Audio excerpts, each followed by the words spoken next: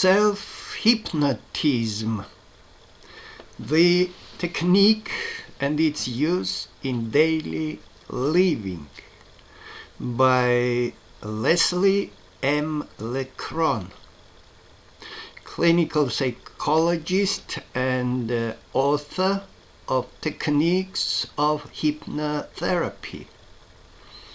A unique method of self-analysis that helps you get to the root of your problems and correct them with the simple, safe, scientific techniques of self-hypnotism.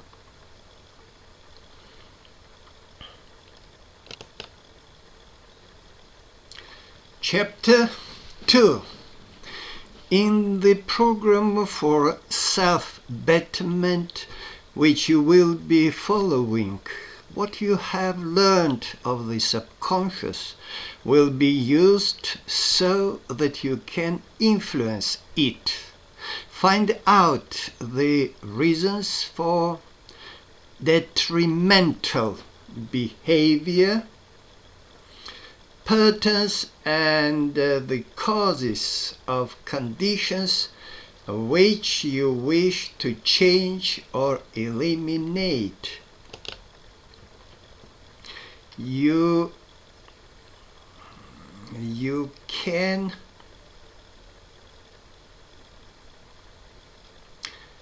affect your subconscious so you will be able to put it to work for you and take advantage of some of its remarkable abilities.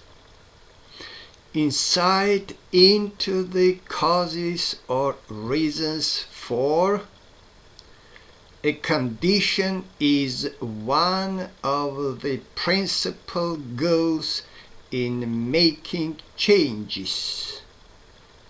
There are a number of ways of finding out these causes.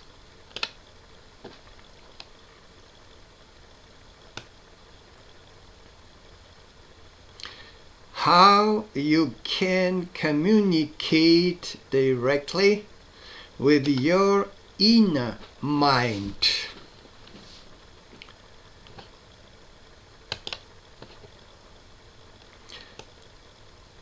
What about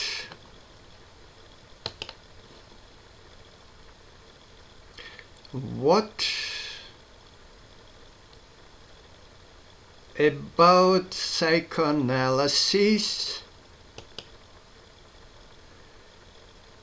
In psychoanalysis, the main techniques used to gain such insight are free association and the interpretation of such dreams as a patient may have.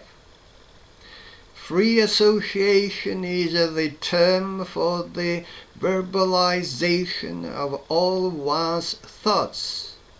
The patient says whatever comes to mind, no matter what it is or how ashamed he might be of it. He is taught it is important to hold nothing back.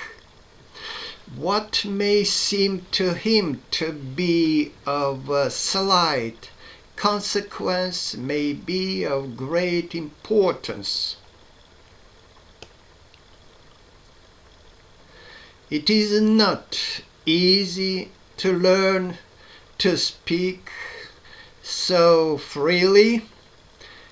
It usually takes some time for a person to be able to tell everything that comes to mind. Some find it impossible. Naturally, there is much waste of time, for our thoughts may be about completely unimportant matters. We tend to repress unpleasant things. The patient may block and be unable to bring out anything of value for session after session. Gradually, he should at least theoretically reach the sources of troubles, and with insight they should begin to disappear. When knowledge comes, there must also be a kind of digestive process and a change of subconscious viewpoint. Dreams often give important clues to problems. Understanding the real meaning may be easy if the dream is not too complicated and full of obscure symbolism. More often, considerable knowledge and skill are required in order to understand the meaning of a dream. For this purpose, popular dream books are completely worthless and full of nonsense. Psychiatric texts can be read which teach proper dream interpretation. They will be found to be fascinating reading. In planning self-therapy, it would be helpful to study one of these books if you are willing to take the necessary time, though it is by no means necessary. Probably the best texts are Gathel's Handbook of Dream Analysis, in brackets, Live Right, New York, and Fodor's New Approaches to Dream Interpretation, in brackets, Citadel Press, New York. A popular paperback edition of Gathel's book has been published, but unfortunately is now out of print. Psychoanalysis can be a successful method of treatment, but the time involved is so long and costs are so great that it is a matter only for the wealthy. It is difficult to find accurate statistics as to results, but those published show it to be effective with only about 1 person out of 4. Other techniques are faster and give far better results.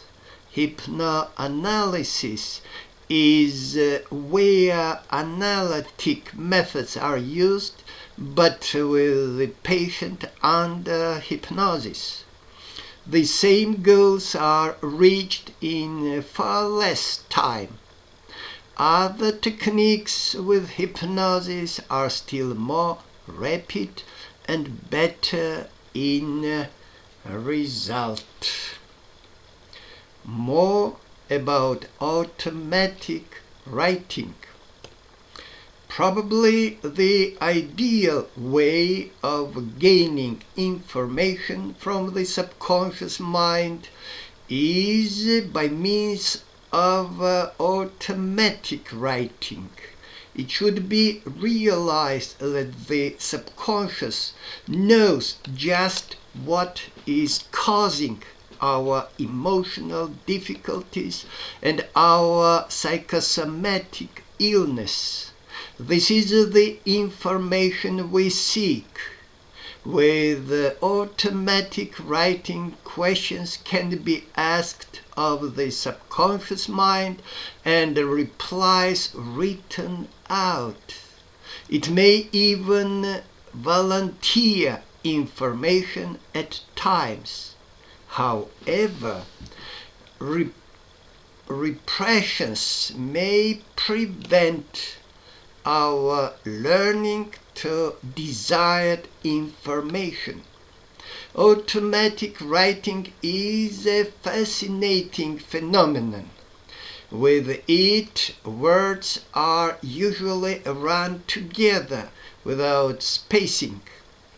The writing may be clear, but sometimes the letters are not well formed, so it may be hard to read. It may be done very slowly, though sometimes the hand will race across the paper. The writing may be in the normal way from left to right, but sometimes it will be backwards, upside down, mirror writing, or even a combination of all these ways. Often there is condensation. The word before might be written before. The figure 2 used instead of any of the three ways of spelling the word. Why bother with extra letters?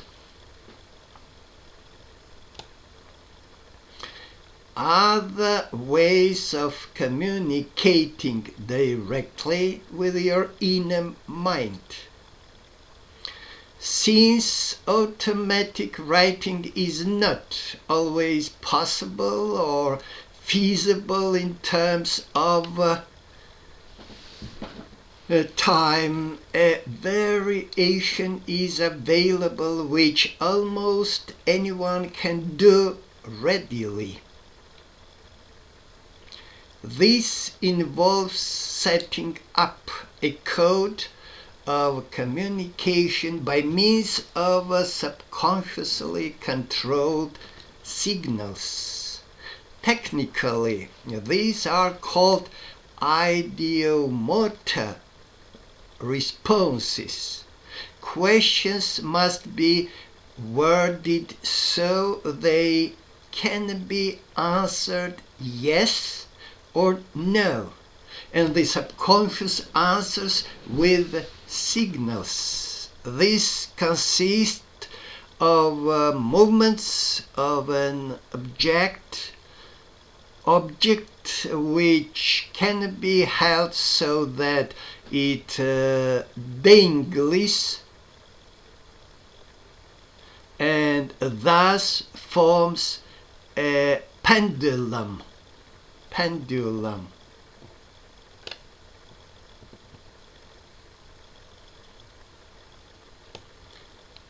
The pendulum method. The pendulum may be any small light object such as a finger ring or an iron washer. A thread about 8 or 10 inches long is tied to this object. A ball made of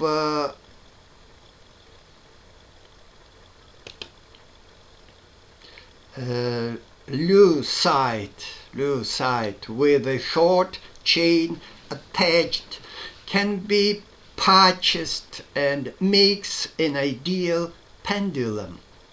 Some department stores sell a device called a magic eye, which is a commercial adaptation of this means of communicating with the inner mind. As sold, it is supposed to be a method of predicting the future and is merely an adaptation of the Ouija board. The pendulum has been used for hundreds of years as an attempt to foretell the future. Our use of it has nothing to do with prognosticating. It is merely a device for gaining information from the subconscious mind. It is by far the easiest and quickest way of learning the causes of emotional illnesses and other conditions. This technique has been taught to several thousand physicians by a small group of physicians, dentists and psychologists known as hypnosis symposiums. It has been used in many thousands of cases to great advantage. Its users, including a number of psychiatrists. In using the pendulum, you should hold the thread or chain between the thumb and forefinger, with your elbow resting on the arm of your chair or on a desk or perhaps on your knee. The weight then dangles freely. 4 basic directions of movement of the pendulum are possible. These are a clockwise circle, counterclockwise circle, back and forth across in front of you or in and out away from you. The inner mind can be asked to make its own selection of movements. One is to signify yes, another no.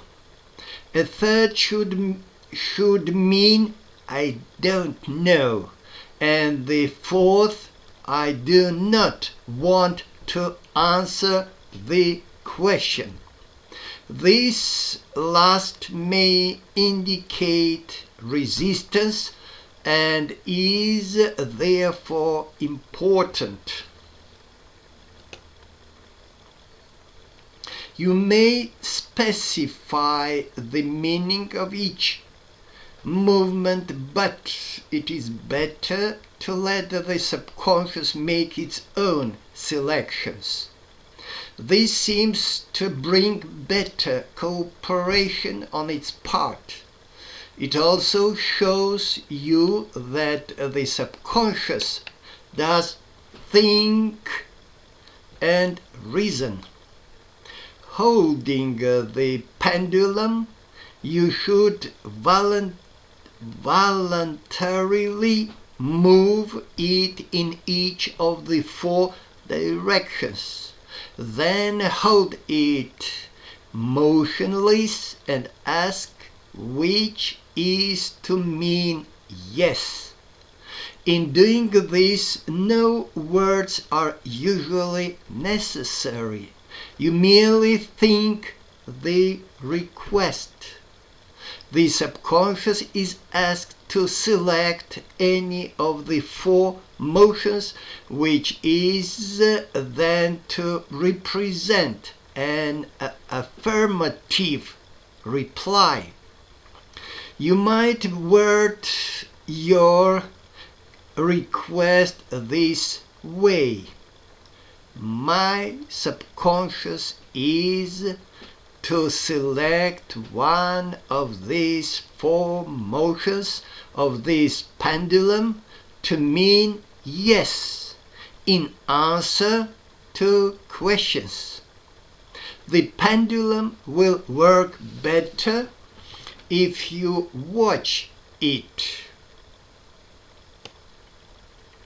Usually, it will start to move within a few seconds, but sometimes it may take a moment or so to warm up the motor. If it does not start to swing very quickly, think the word yes to yourself several times. Be sure you do not move the pendulum voluntarily. Try to hold it still, but you will find it will move of its own accord. If you still find there is no movement, have someone else ask the questions to establish the four movements for reply. When your affirmative response has been set up, ask for selection of another motion to mean no. Then for one of the two remaining ones to mean I don't know. The fourth will then represent not wanting to answer. Probably you will find this very interesting. Many people exclaim in surprise as the pendulum swings in answering. Movements may be somewhat slight, but usually the arc of the swing is long and very definite. There is nothing magical in this. It merely shows to the most skeptical that the inner mind does think and reason, and also that it is. You can communicate with your inner mind. Chevrolet pendulum.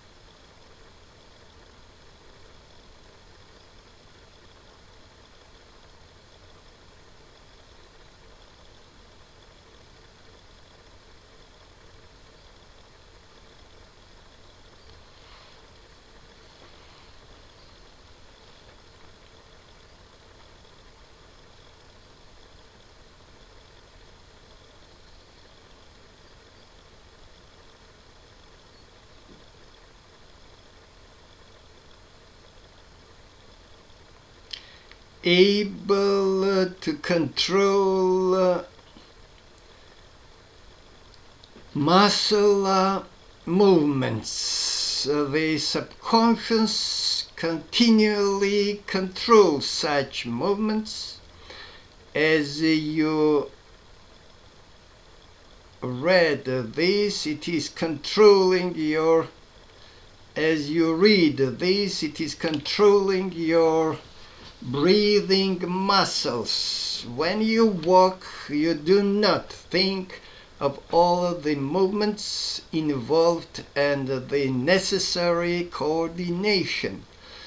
Although you had to learn these as a child, after you had practiced a bit, had fallen many times, you set up a conditioned reflex and your subconscious took over control of all the muscles involved. Your movements in walking then became involuntary. The same is true in learning to typewrite. Your typing would be very slow if you had to think consciously of the typewriter keys and how to strike them. Almost everyone will find that the pendulum will move for them. If it does not for you, it is almost certainly a sign of resistance.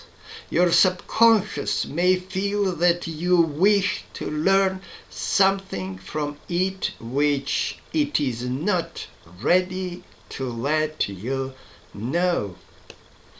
Finger movements. A similar means of questioning the inner mind is by means of replies made by movements of the fingers with involuntary control. This may be somewhat harder to accomplish and may take a little longer when you are awake. If it is done under hypnosis, few will find their fingers do not respond. Sometimes replies may be made by finger movements when the pendulum will not respond, and vice versa. To establish finger movements, place your hands in your lap or on the arms of a chair. The fingers should be outstretched and free to move. Then ask your subconscious to select any one of the 10 fingers which is to lift to represent yes. When one has lifted, then ask for another to lift to mean no, and so forth. Be sure not to move the fingers voluntarily. If you prefer, you may designate which finger is to move. The right forefinger could mean yes, the left forefinger no, the right thumb for I don't know, and the left thumb for not wanting to answer. You could designate other fingers as you wish, perhaps all on one hand. As you ask for a movement, observe your fingers closely. You will probably feel a slight tingle.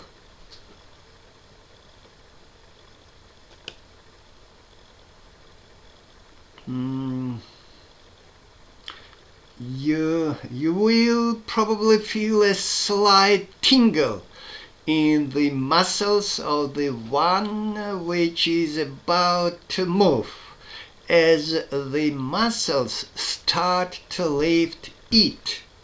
It should rise towards a pointing position.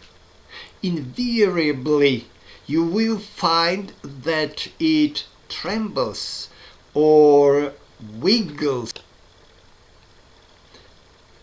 a bit as wiggles a bit. It trembles or wiggles a bit as it comes up. The movement usually is quite slow at first, though it may become more rapid with practice. It may lift only very slightly or may rise to a straight pointing position. In using either the pendulum or finger movements, be very sure you make no voluntary effort, and when you are asking questions, you should avoid consciously guessing what the answer will be. How to question your subconscious mind. Wording your questions properly requires some skill and knowledge. You will learn more about this from the case histories which will be given and from the discussions about certain conditions. The questions must be clear, not vague or ambiguous. Remember, the subconscious takes everything literally. Questions must be worded so you are saying what you really mean. When replies are made to some questions, you may be surprised to find the pendulum swinging at a diagonal or some other finger than those designated may move. Here your subconscious is trying to tell you something. It may mean perhaps or maybe. It may indicate that your question is not clear or can't be answered properly. When using this technique in self-therapy, it is best to write out the questions you wish to ask, being sure they are clear and properly worded. Then note the answers as you receive them. Besides use in self-therapy, you may find it helpful to get other information from your subconscious. If you must make a decision about some matter, the inner part of your mind has access to much more data in your memory than you have consciously. It may tell you which procedure would be best for you to follow. Sometimes, if you believe your intuition is working and you have a hunch about something, you can check it with your subconscious. If you lose something and cannot find it, questioning of your subconscious may locate it. You will find still other uses as you become more familiar with these means of communicating with your subconscious. I would recommend by all means that you avoid trying to obtain predictions from your subconscious. There is some evidence that this part of the mind at times may have some knowledge of the future, but this is not proven scientifically. You probably would get answers to questions about the future if your subconscious is cooperative and wishes to please, but in all probability it would only be guesswork or fantasy, trying to find which horse will win a race is likely to be expensive. In my experience and that of many therapists who have learned to use this ideomotor questioning technique, the answers given are usually correct. With most people, the subconscious will not give false information, but instead will sometimes say it does not wish to answer. Some people will lie compulsively, and then misinformation might be offered. Answers may be taken with a slight grain of salt until they can be verified, but as a rule they can be depended on. A person who is a pathological liar or who has set up a habit of frequent lying may find his subconscious undependable in answering, but this is very exceptional. If you believe a wrong answer may have been given, it is well to reword your question in some other way. Perhaps it has not been clear.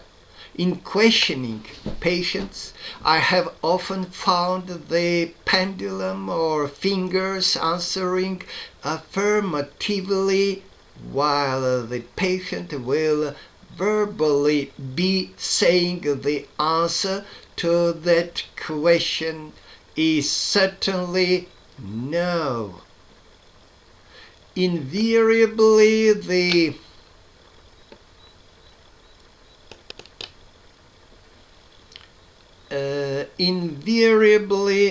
subconscious reply is the correct one. Another use of this type of questioning is in dream interpretation. Even a skilled analyst is not always sure of the meaning of some complicated dream.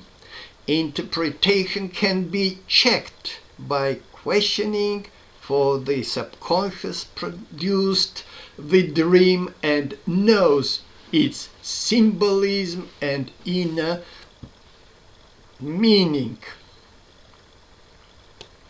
There are some diagnostic possibilities here, though they have not been explored scientifically to any extent.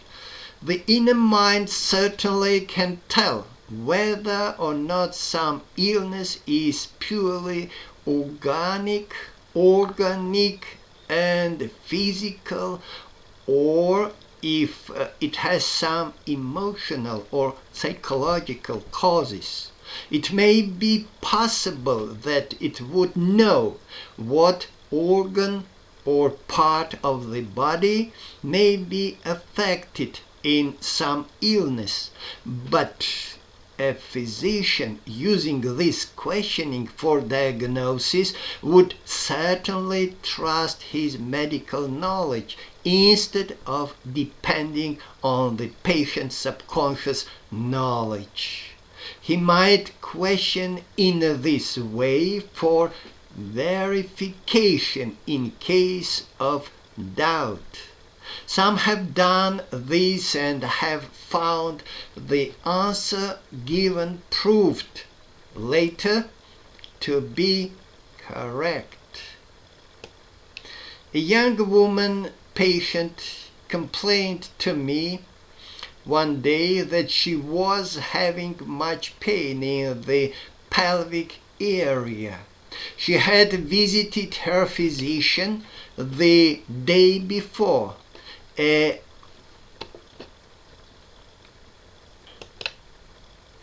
gynecologist. He had examined her to see if she might have a tubal pregnancy.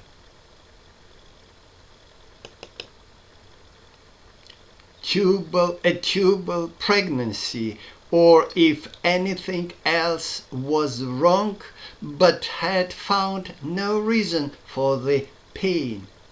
Today was much worse. She asked if pendulum answers might tell us anything about the cause of the pain. So some questions were asked. In replying to one as to whether there was a tubal pregnancy, the answer was yes. I urged her to see the physician again that day, as something certainly was causing the increase in pain.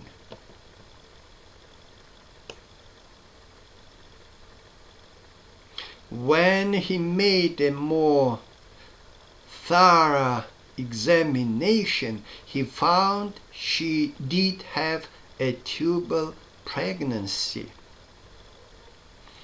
An interesting experiment has been made with a number of obstetricians and other physicians collaborating and reporting their results. Since the inner mind has so much knowledge, would that of a pregnant woman know the sex of the unborn child? Using the finger or pendulum responses, 402 women were questioned. 360 correctly predicted the sex of the child, including 3 sets of twins, where the fact of their being twins and their sex were both stated correctly. Among the errors, most of the women predicted the sex as being the one for which they had a preference. Probably wishful thinking entered, and the replies were on a voluntary basis rather than unconsciously controlled. If you are using this questioning technique with some other person, it is usually possible to tell if the movements are being made consciously or if they are involuntary. With the pendulum, the hand or fingers may not seem to move at all, or any movement will be very slight, although of course there is some movement of the hand, or the pendulum would hang motionless. If the person being questioned is consciously controlling the motion, the hand can be seen to move, and the swing of the pendulum is more pronounced. With finger movements, the answering finger invariably will tremble and beat it. Will tremble a bit and will lift slowly, sometimes taking some time before it begins to lift. With practice and experience, the movement may be more rapid, but there will still be a wiggling effect. The finger may lift only a fraction of an inch, or may come up to a full pointing position, though slowly. When there is voluntary control, the movement is always smooth and very much more rapid, lifting higher. Observation will show you if the person you are questioning is voluntarily causing the movement. In this case, caution him to let the movement be of its own accord. In self-help practice, you will sometimes be using auto-suggestion. For it to be effective, the idea must be acceptable to this inner mind, or it will not be carried out. Questioning may show if the subconscious is willing to produce the result you wish. Some other uncovering methods.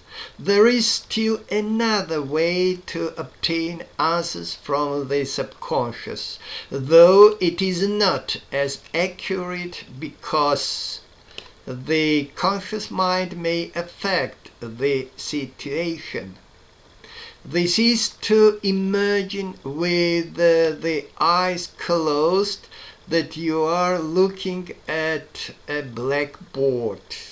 Then ask your question and request the subconscious to write the answer on the imaginary blackboard in white chalk. If you have good imagination and can readily visualize in this way, answers can often be had. When it works, it is a rapid method. Another type of uncovering device is sometimes helpful. When there is trouble in locating some cause of reason for a condition, a suggestion may be given the subconscious, which, if carried out, will bring the answer. On going to bed at night with the eyes closed, suggest to yourself that sometime during the next day you will have a revelatory thought about your questions, that you will suddenly find the answer in your mind and recognize it as the answer. The suggestion should be that at some time next day such a thought is suddenly to pop into your mind. You must be specific as to what it will be about. It may fail to come, of course, but frequently you will find the answer. It should be recognized that the great majority of your thoughts spring from the subconscious expressly through the association of ideas. One thought prompts another. We can direct our thinking processes, but much bubbles up directly from the subconscious.